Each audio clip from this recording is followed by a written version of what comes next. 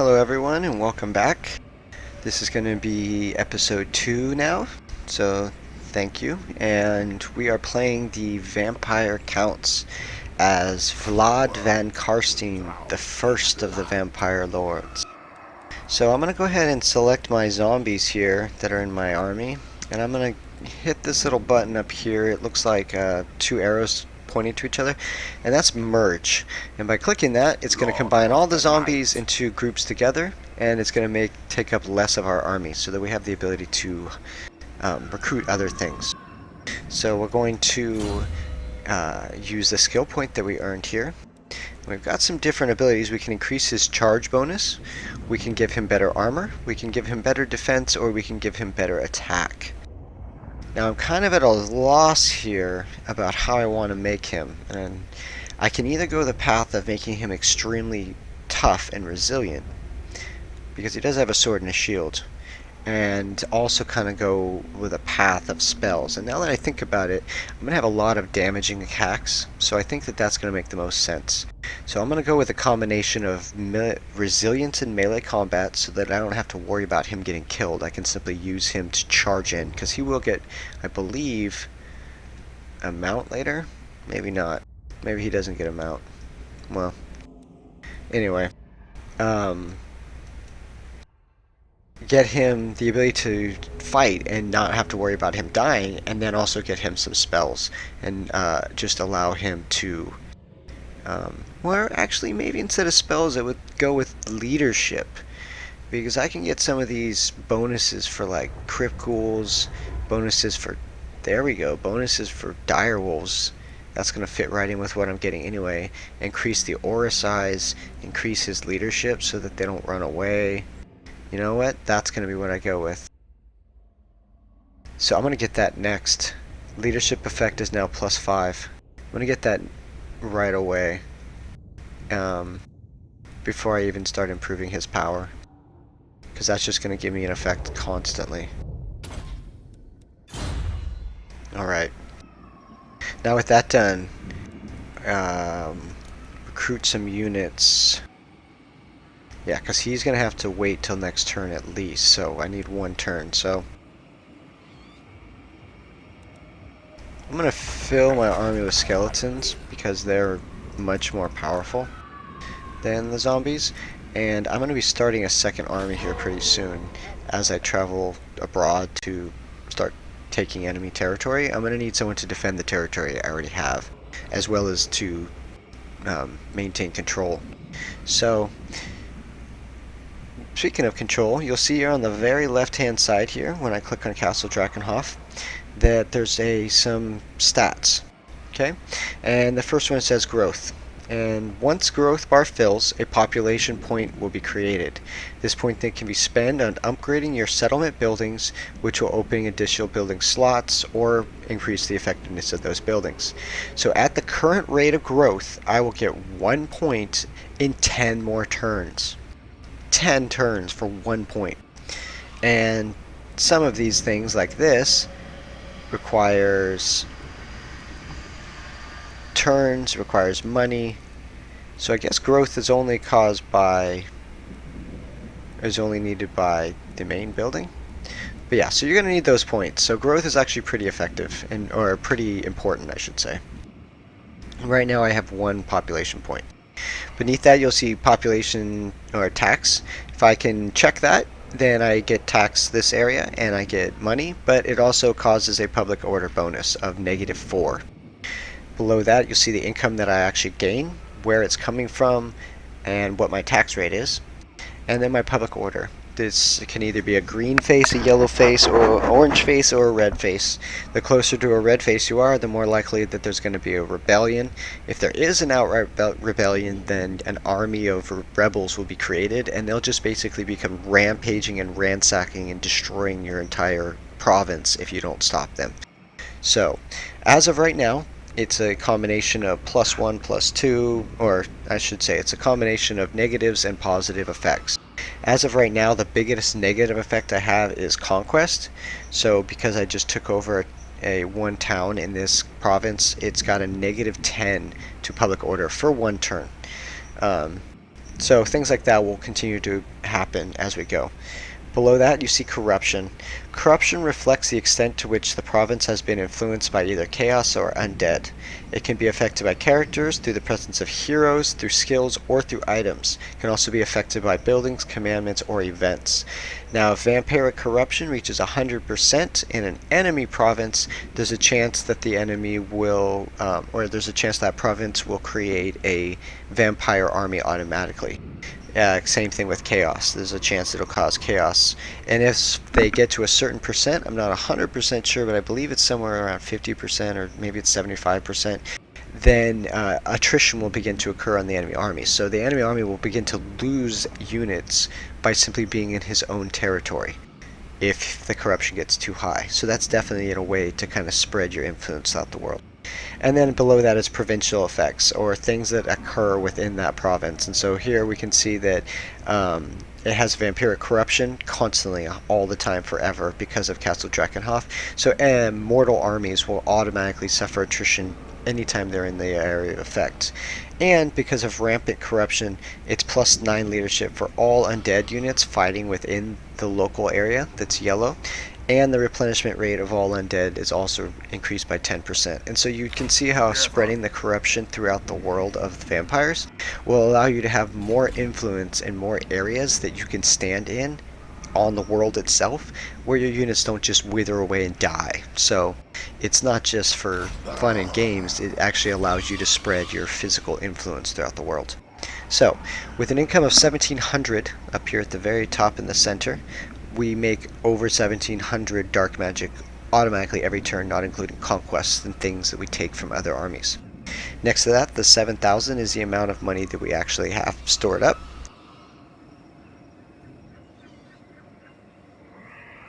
Alright, and so now we have some options down here. You can see Castle Drakenhof, Eschen, and Waldenhof. If it has a hammer next to it, it means that you can upgrade it. It doesn't mean that you can, and it doesn't mean you can upgrade everything with a hammer next to it. It simply means that there's a possibility with the current money or items or whatever you have available that that building or slot for construction can be filled with a building or can be upgraded.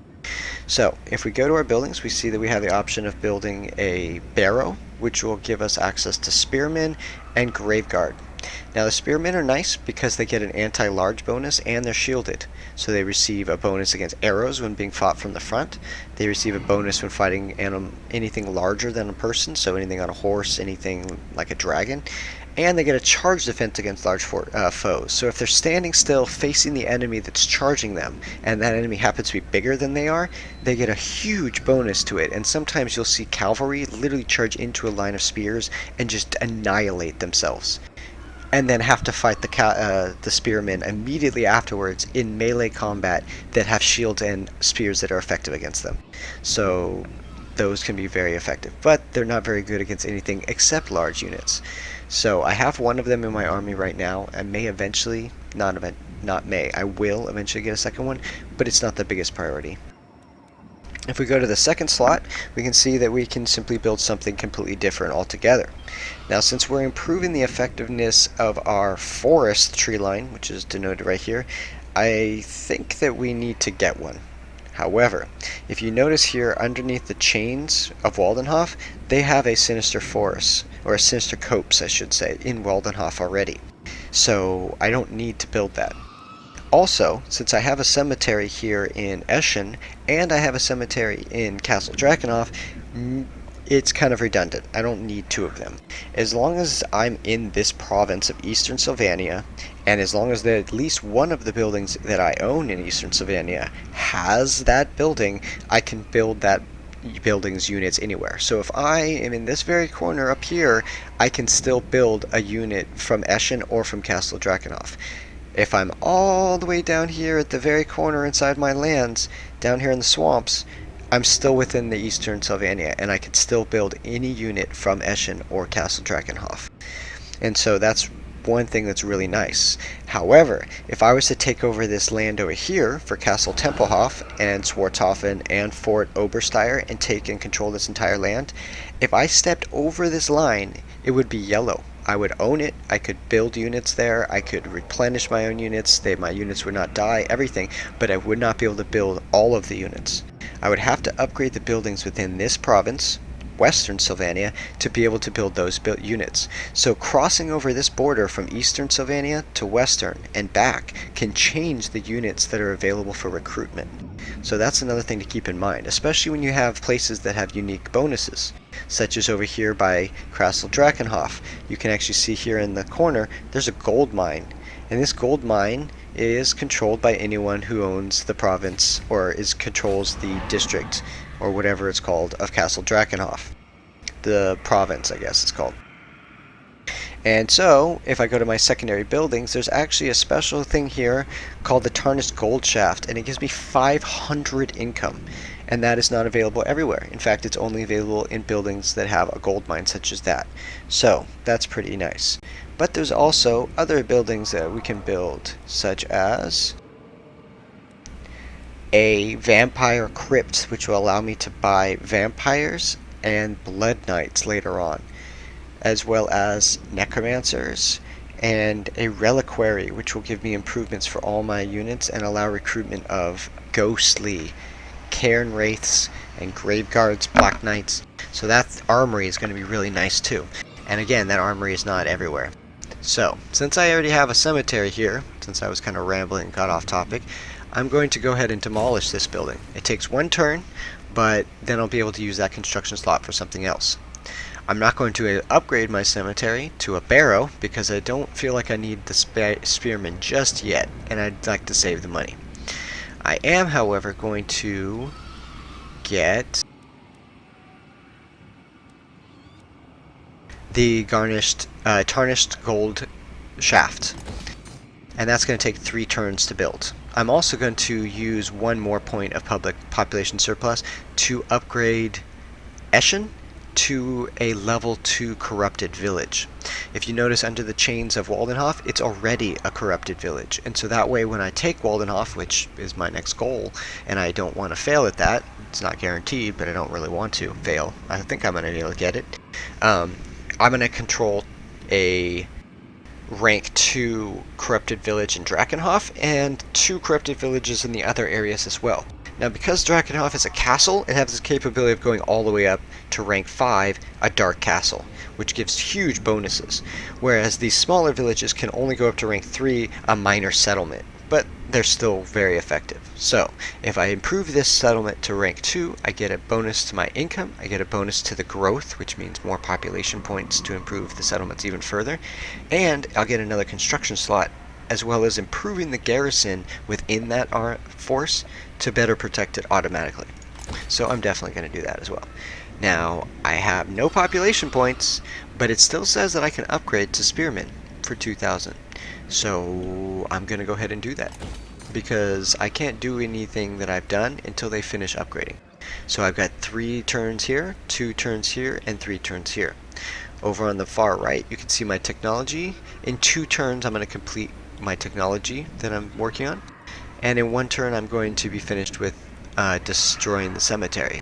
So, since I cannot move heroes, I'm going to go ahead and end my turn. We'll go to start turn 3.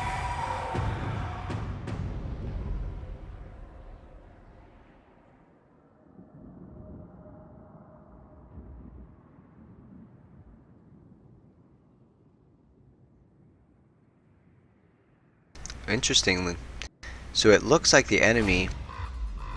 So we have detected a force belonging to Tempelhof attempting to lay an ambush in Castle Tempelhof. Okay, so if I cross over into Tempelhof, Western East territory, there's a very good chance I'm going to get ambushed, basically. Okay, I guess I don't go there. So, I am going to go ahead and attack Waldenhof and take control of this. King of Darkness, no mercy. Annihilate them. So the enemy army here has no hero. However, it does have 2 units of bats, 2 units of direwolves, and most importantly, 3 units of crypt ghouls, which are weak against armor, but I don't have any armored units. So they do heavy arm. Well, I have the Blood Knights, so they're going to be freaking devastating against my zombies. Like, they're just going to rip them to shreds. And then they've got even bigger ones, Crypt Horrors, that are armor piercing and regen. So they also have Spearmen, which are good against my cavalry and large units. Definitely going to be a good battle here. You're going to get to see both from my army and the enemy army the hopefully proper use and effectiveness of. Now, I've noticed that I have points being researched into the bestiary tree to improve the strength of my demons and things like that, but I only have 2 of them in my entire army. So, after we capture this town, which has a really nice garrison because it's a rank 2 town, we will hopefully be able to improve that and maybe start getting some more bats or direwolves or something to help round out our force. But we're going to first look at our Winds of Magic. We're at 24 out of 30, and the limit for starting is 25. So I definitely don't want to gamble and see if I can get a bigger or lower number, because I'm going to definitely get a lower number. So I'm going to click Start Deployment. I'm going to select my hero, put him in a group, and I'm going to see if I have any possibility of getting behind the enemy in this turn. There's a small gap over here, so it looks like it crosses over. Alright, so I'm not allowed to get behind them anymore. So with that in mind, I'm going to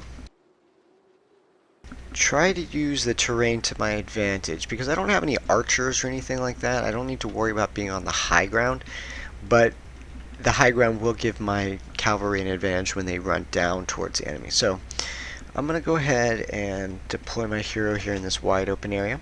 Group 2 is going to be my zombies, and I have enough skeletons now to where I'm going to spread my zombies out as much as I can. I have enough skeletons now to where they're pretty much going to get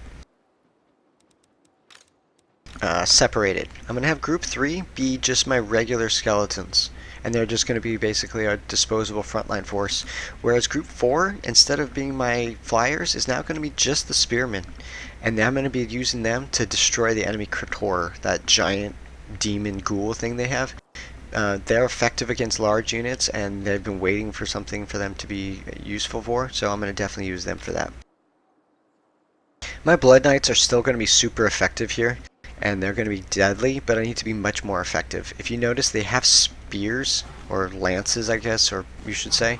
So although they're capable of fighting up close, they do have swords, they are going to be devastating with their charge. So I need to use them as effectively to hit the enemy and then get out before they can take losses.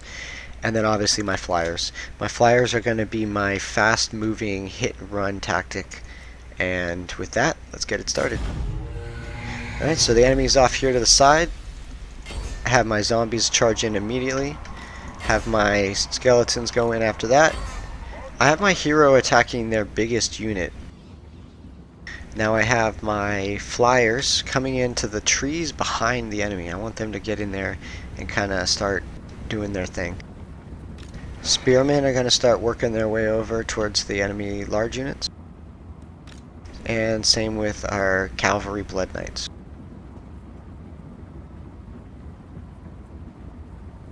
So we've got zombies over here engaged with bats.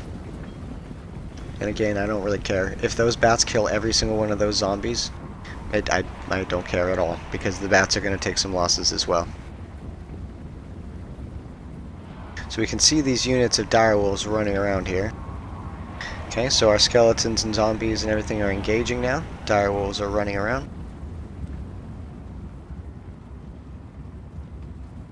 Alright, so here come our Blood Knights, and you can see the direwolves running straight at them. Now if they're dumb enough to let me charge them, then it's going to be pretty much game over. I have my flying units coming in, and they are going to be attacking the Crypt Horrors. Same thing with the Spearmen, and my hero is also engaging them. Let's watch what happens to these poor direwolves when they get hit by the Blood Knights. 25% losses instantly. Now normally I would want to run to use the strength of the Blood Knights here, but the Blood Knights are fighting bats and dire wolves, and they're covered completely head to toe in plate mail armor with swords. So even 2-on-1, you can see both units are being obliterated, and the Blood Knights are taking almost no damage at all. So here we go again. Everyone is engaging. Look at the massive skeletons. So I'm going to actually have them break off and engage over here. We can see the spearmen, the skeletons, my hero, everyone attacking the crypt horrors, including my flying units from behind. So those crypt horrors are taking savage losses. Bats just dove into our cluster of skeletons, but they are so outnumbered. So I select one unit of skeletons, have it turn to engage. Here come our Blood Knights. So you can see, I mean, there's a dead Blood Knight horse on the ground, but both enemy forces are almost completely dead.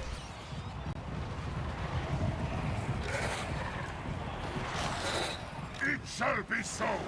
And just like that, we can focus on destroying the crypt horrors, which should be pretty much the last remaining forces they have.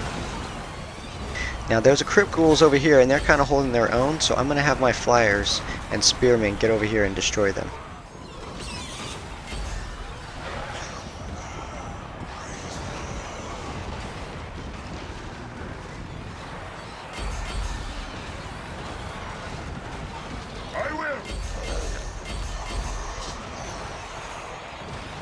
Okay, so the crypt horrors are turning and running. I'm going to chase them with the spearmen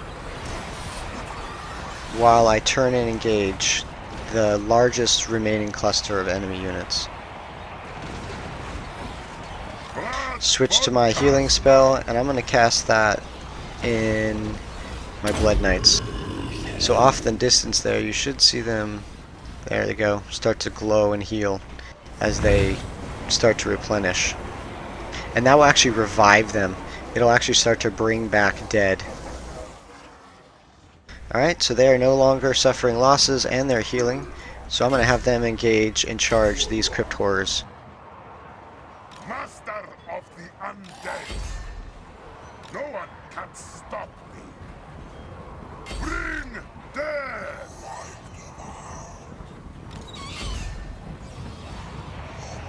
And here come the Blood Knights. Now, these crypt horrors are very powerful, but they don't have any real chance against these Blood Knights. I mean, just watch this charge.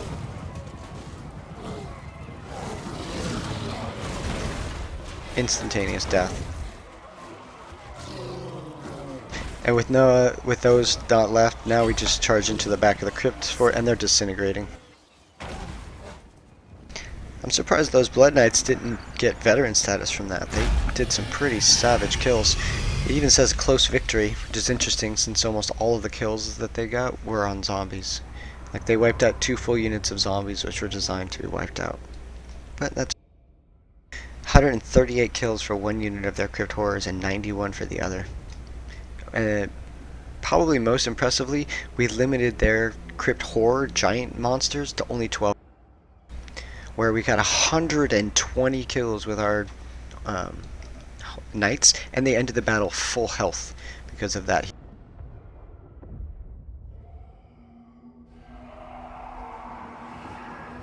Really wouldn't consider that a close victory, but that's okay. Take control of this.